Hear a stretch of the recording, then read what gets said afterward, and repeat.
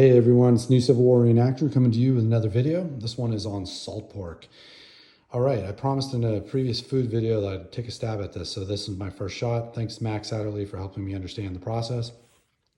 So what do we have here? First of all, we got pork belly. Pork belly is not common. Butchers will carry it, but you need to call around and find out who carries it. This slab cost me $40 from a local butcher, which I understand is not too bad. You're gonna need a dish. Porcelain or glass are preferred. Tupperware, you can kind of absorbs the juices, so you don't want to use that if at all possible. Right here, I've got actually my pork underneath this. So the process is really pretty straightforward. You're going to take salt. You're going to want to take kosher salt, not iodized salt that's typical for eating your meals with, but kosher salt. It's thicker, it's more coarse. It's also what they would have used back then, and it also is less salty into the food. And obviously that's important. We'll talk about that later. Once you layer the bottom of this dish with that, you put your slices, which basically look like this, into there, and then you're going to cover the top of it. This will then go into the fridge for 9 days. Every single day, you will need to remove the juices. As the salt kind of seeps into the meat, juices will pour into the dish.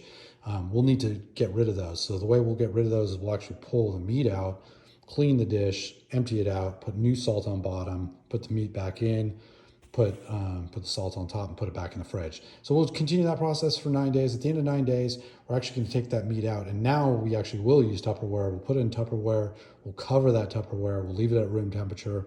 And, within a little bit, you should be able to see that the meat is holding itself. If it smells gamey or meaty, then there might be some bacteria action going on, and that means the meat's gone bad. So you don't want to eat it at that point.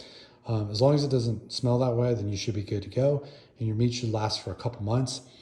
That's really all there is to the process.